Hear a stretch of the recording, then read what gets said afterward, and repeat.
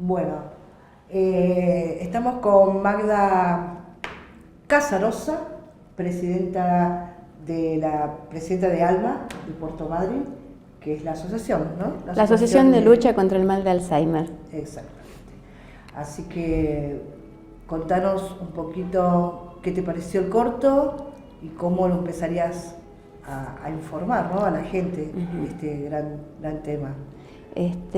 Bueno, el corto realmente es una síntesis de lo que empieza a ser la enfermedad, no solo en la persona, sino en la estructura familiar. Vemos cómo la persona empieza a tener síntomas como desorientación, pérdida de memoria, falla para nombrar algunos objetos o reconocer algunas personas. Y en el caso del joven, que marca una realidad que cada vez es más frecuente porque los casos de inicio precoz son cada vez mayores. No solo, digamos, la edad avanzada es un factor de riesgo como lo era hasta hace poco tiempo. ¿Y por qué pasa? ¿Por qué esta cosa precoz? ¿Cómo lo indicarías? ¿Bajo qué? En realidad, síntoma, ¿no? La causa. La causa que hace que se declare la enfermedad, que se manifieste, aún no está absolutamente sabido. La ciencia está avanzando mucho, pero aún la causa no se sabe, digamos, qué hace que se manifieste la enfermedad. Sí se empieza a ver que cada vez hay casos más precoces y que mucho tienen que ver con factores ambientales y estilos de vida. Bien. Exacto. Los mismos factores de riesgo vascular, cardiovascular, son los mismos factores de riesgo que pueden desencadenar en demencias, preponderantemente Alzheimer.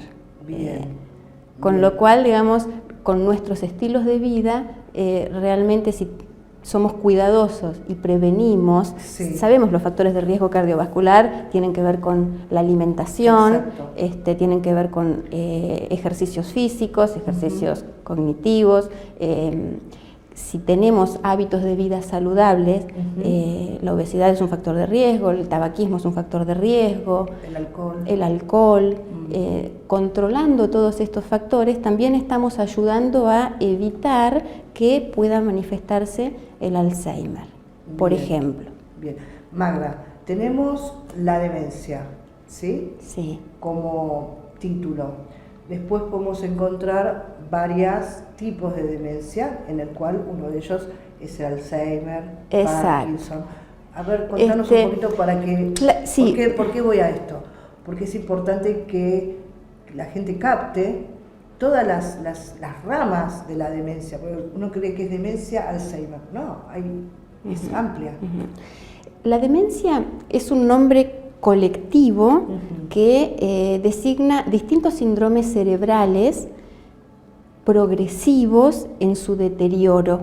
Esto quiere decir que las funciones cognitivas superiores, como la memoria, el lenguaje, el pensamiento, se empiezan a deteriorar progresivamente en el tiempo. El Alzheimer representa el 60 o 70% de las demencias, es la que más prevalencia tiene. Después hay otros tipos de demencia, como la demencia... ¿Causan demencia? La demencia vascular, la frontotemporal, enfermedad por cuerpos de Lewy, que se puede ir especificando cada vez más el diagnóstico. Es esto que decimos, la demencia es el título grande, pero luego hay evoluciones diferentes. Por eso es que tenemos demencias, y si hay evoluciones de patrón cortical, ahí englobamos al Alzheimer y otro tipo de demencias más específicas, y de patrón subcortical, por ejemplo, el Parkinson y otro tipo de demencias. Que ambas o todas estas demencias comparten algunos síntomas, pero a medida que la enfermedad va evolucionando, los síntomas se van haciendo cada vez más específicos. En el Alzheimer, el síntoma, digamos, preponderante es la pérdida de memoria. pero como es una enfermedad neurodegenerativa, es decir, que progresivamente los grupos neuronales del cerebro se van deteriorando cada vez más, no solo la memoria queda afectada, empieza el lenguaje, la dificultad para nombrar, para razonar, memorizar, la atención, se van deteriorando todas las funciones que afectan a la capacidad autónoma de la persona. Por eso es que la persona se vuelve cada vez más dependiente y llega hasta la postración. Tal cual, tal cual, tal cual. Ahora, ¿qué pasa con la familia? ¿No? Tenemos al paciente que tiene Alzheimer, pero llega un momento en que ellos se estancan, quedan en ese estado, pero la familia pasa a ser también un paciente.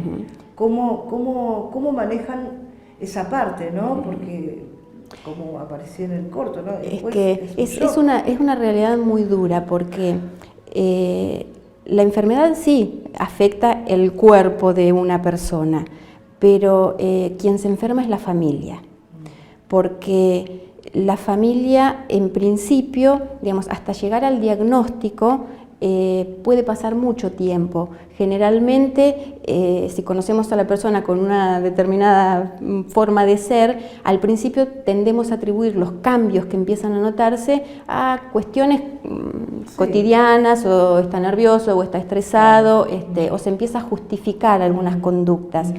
Que esto es esperable que suceda, pero cuando ya hay, por ejemplo, como en esta familia llegaron a la consulta y el diagnóstico es preciso, en ese momento la familia entra en un estado de perplejidad porque tienen que reorganizarse, porque a partir de ese momento el cuidado empieza a ser familiar.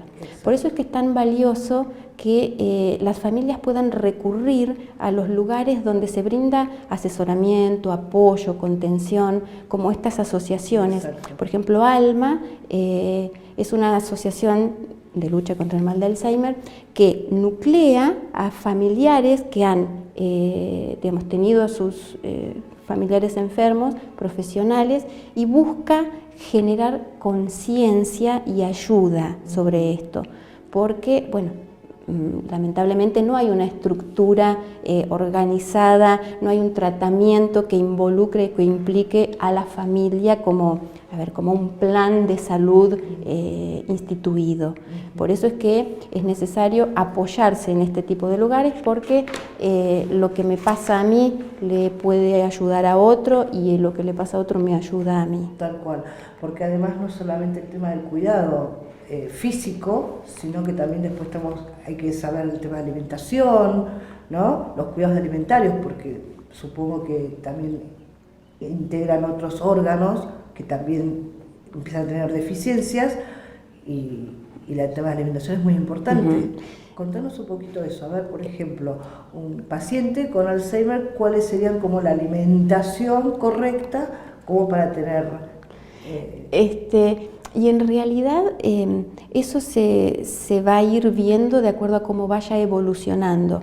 Como lo prioritario es que se van degenerando áreas cerebrales que hacen a todos los sistemas del organismo.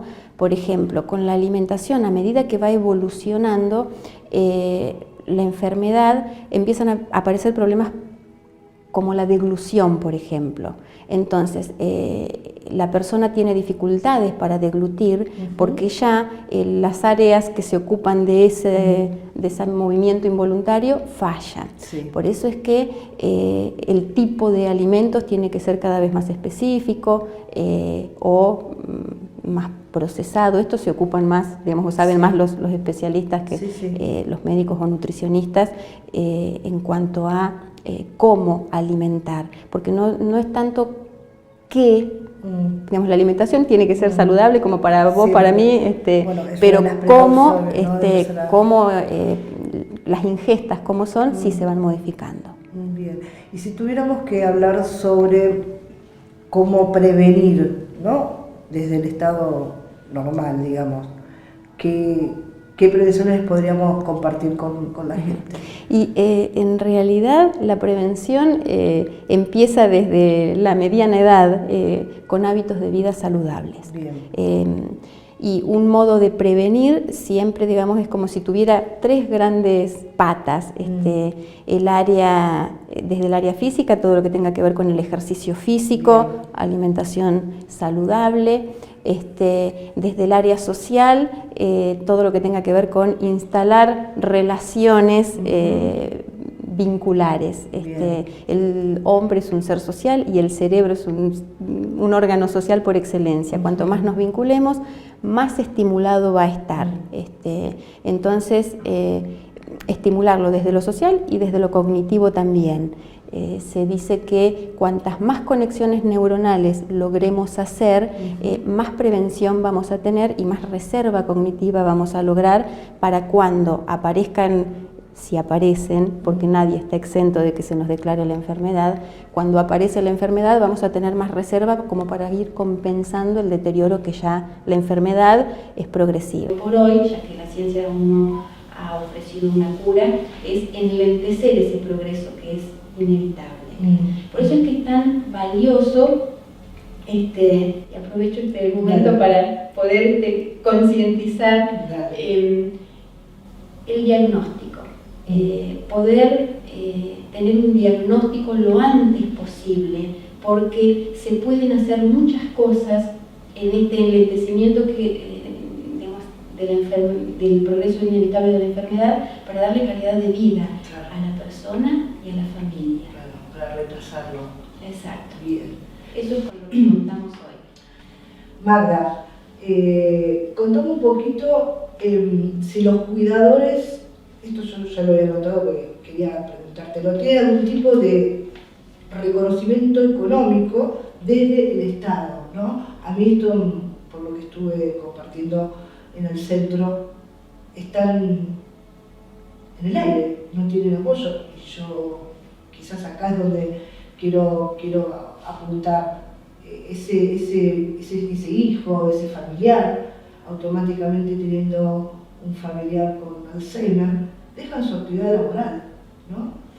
Por el amor, por la contención, por sentir que no hay otra persona que pueda hacerse cargo, digo. Y del Estado acompañan, ayudan. Y en realidad no hay un plan nacional que esté implementado en cuanto a cómo abordar a estas personas que, como vos decís, al asumir los cuidados, todo lo que tiene que ver con su vida queda un poco restringido o hasta dejado de lado, y ese es el gran peligro porque los cuidadores son a quienes más hay que cuidar. Lamentablemente todavía no, se está trabajando mucho para eso, por eso es que es importantísimo que si la familia tiene el diagnóstico, lo primero que tiene que hacer es tramitar el certificado de discapacidad. El certificado de discapacidad brinda ciertos derechos que se pueden hacer valer, sea en la obra social o digamos en el plan de salud que cada familia tenga, como para estar al resguardo de ciertas coberturas o acceder a ciertos tratamientos y subsidios. Por ejemplo, hay algunas obras sociales que contemplan un subsidio como cuidador, que obviamente nunca alcanza, pero es lo que se puede tramitar y conseguir. Aunque igual yo creo que es el apoyo. Acá creo que pasa más por el apoyo social hacia el paciente y hacia... Y sí, por eso, como te decía, es tan importante reunirse, agruparse. Nosotros en ALMA tenemos un grupo de apoyo a familiares y a cuidadores donde lo que buscamos justamente es esto, es brindar la información, el asesoramiento, la contención, porque el dolor y el sufrimiento que viven a diario necesita también poder ser contenido y acompañado y brindar opciones de respuestas o soluciones en el mejor caso. Magda, a raíz de las charlas, ¿no?, que ustedes acompañan a la familia, y después, bueno, vamos al paciente. ¿Cuáles serían las actividades de estimulación que uno debería tener en cuenta, ¿no?, para poder acompañar al paciente? Y las actividades de estimulación siempre apuntan a tratar de mantener activa hasta donde más se pueda la función que está conservada. Por ejemplo, hay distintos modos de abordaje, los terapistas ocupacionales, psicólogos, musicoterapeutas, hay diferentes técnicas que apuntan a estimular la función. ¿Y por qué es tan específico? Porque de acuerdo a lo que la persona pueda y le interese y le guste, porque todo lo que tenga que ver, digamos, con lo que es placentero para la persona va a tener mucho más sentido. Una persona que durante toda su vida se dedicó, por ejemplo, a actividades manuales, entonces va a tener mucho más agilizado esa memoria procedimental. Exacto. Entonces, obviamente que las actividades va a haber que contextuarlas, hacer aquellas cosas que eran conocidas, claro, para seguir manteniéndolo.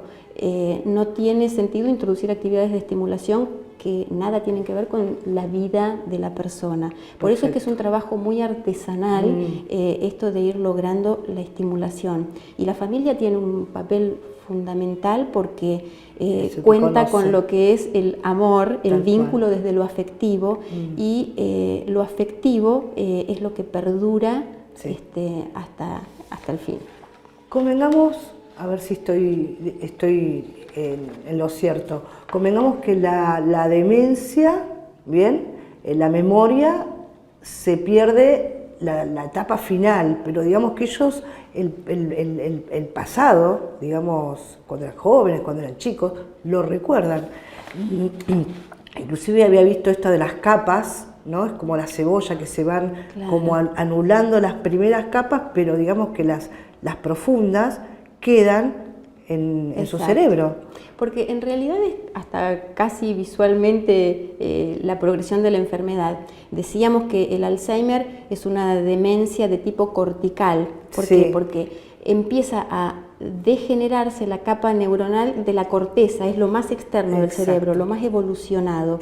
Por eso es que el síntoma que aparece en la memoria tiene que ver con la memoria de los recientes, sucesos recientes, es donde la persona empieza a tener más alteraciones. Como la enfermedad sigue progresando, es como si se fuera metiendo hacia adentro en el cerebro, y entonces ahí va afectando capas más profundas. Entonces, lo que es el deterioro de la memoria de lo reciente en un inicio va afectando hasta la memoria de lo remoto. Por eso es que al principio la persona puede olvidarse qué día es hoy, puede olvidarse el nombre de alguna persona, y progresivamente llega hasta olvidarse el nombre de sus hijos, de su familia, y hasta desconocerlos, porque va evolucionando y progresa hacia las capas más profundas. De los papás nunca, porque es lo primero que vieron, digamos, ¿no? Si estuviéramos que hacer como una línea de tiempo. Como empieza con la memoria, pero así como la memoria va progresivamente deteriorándose, el lenguaje también, con lo cual la persona puede llegar a perder hasta la capacidad de nombrar. Por eso es que la comunicación se va restringiendo tanto, va perdiendo la capacidad de comprender, va perdiendo la capacidad de razonar, de pensar. Sí, digamos que en esa línea es como la línea de tiempo, ¿no? Es como que terminan siendo bebés. Porque por eso se pierden la motricidad, claro, y luego afecta la motricidad. Magda, diagnóstico. A ver, contanos un poquito cuáles son las pruebas de diagnóstico que se hacen para poder... Y para llegar a un diagnóstico preciso, se necesitan, digamos, tener una parte que tiene que ver con el área clínica, que son los análisis clínicos que puede pedir un médico, el médico geriatra. Cuanto más especialista en el tema, una mirada más integral va a tener. También se necesitan los estudios de neuroimagen y la evaluación cognitiva para evaluar la cuestión funcional. Con esas tres, digamos, grandes herramientas más el aporte de la familia, lo que la familia refiere acerca de cómo nota los cambios, eso da mucha información, claro. Sobre todo porque es la familia quien empieza a notar los cambios, no necesariamente la persona que lo está padeciendo. Tal cual. Con todo esto se puede arribar a un diagnóstico con mayor precisión y que es fundamental, y generalmente se pierde mucho tiempo hasta que se llega a un diagnóstico. Por eso siempre conviene consultar, claro. Quedarse tranquilo para saber de qué estamos hablando. ¿El chequeo deberíamos hacerlo en qué edad, por ejemplo? Digo, yo no tuve que hacerse un chequeo general de esto. El factor de riesgo sigue siendo la edad avanzada. Generalmente los adultos mayores son los que más se preocupan por esta cuestión, pero a mediana edad es un buen inicio, y más sabiendo que el inicio precoz es cada vez más frecuente. Obviamente no quiere decir que porque me olvide una vez ya voy a tener, pero claro, digamos, todos podemos tener olvidos que responden a fallas atencionales o a cuestiones emocionales. Pero cuando hay otras cuestiones que por ahí son muy insistentes, claro, es conveniente quedarse tranquilos para ello. Bien. Magda, como para ir cerrando el tema, estamos muy cerca de un encuentro que se va a hacer estando en el mes del Alzheimer. Contales por favor a la gente que la convocatoria. Bueno, septiembre es el mes mundial del Alzheimer. Este es el 8º año que se lo considera así a partir de la Organización Internacional del Alzheimer, que es una federación internacional que nuclea a más de 160 asociaciones de todo el mundo, con el objetivo de crear conciencia sobre lo que implica esta enfermedad, porque es la epidemia del siglo XXI. Es lo que está representando una de las crisis sociales y de salud más grandes y que va a seguir progresando. Se dice que para el 2050 va a ir progresando tanto la cantidad de personas que... 100 millones. Sí, más de 150 millones de personas.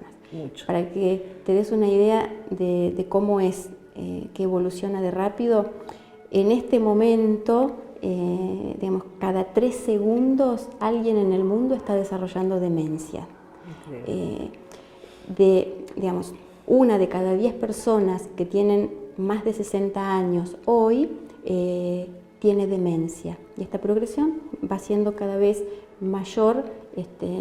Por eso se dice que las personas de más de 85 años para el 2050, 1 de cada 2 van a tener demencia. Entonces es algo que realmente hay que poder hablar.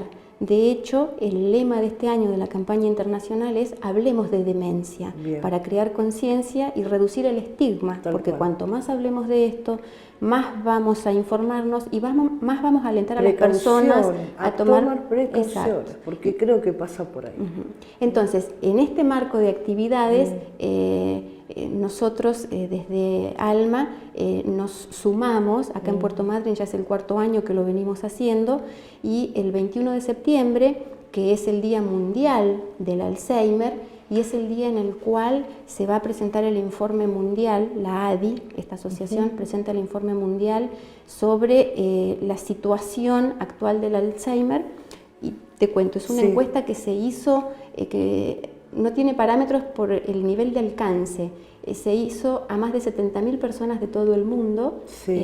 Nosotros acá participamos para, digamos, evalúa las actitudes que tienen las personas respecto de la demencia, para ver cómo podemos generar planes de acción.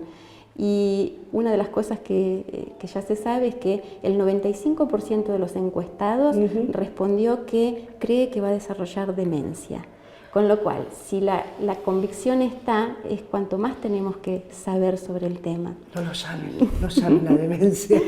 Vuelvo al tema de las actividades. El 21 de septiembre vamos a organizar la Caminata Internacional por el Alzheimer, con este objetivo de generar conciencia. que va a ser a las 3 de la tarde en el Parador Municipal. Bien. Y el recorrido va a ser todo por la playa y por Bien. la Rambla, con, digamos, algunas actividades que... ¿Y la charla? Y la charla va a ser ese mismo 21 de septiembre a las 19 horas en el Hotel Península. Perfecto. Que invitamos al doctor Mariano de Muria, que actualmente está en el Hospital Británico y es el coordinador del área de cronicidad y cuidados paliativos. Máster. Exacto. Y bueno, él en sus inicios estuvo en Puerto Madryn y fue él, de alguna manera, el que empezó las primeras reuniones para instalar este espacio.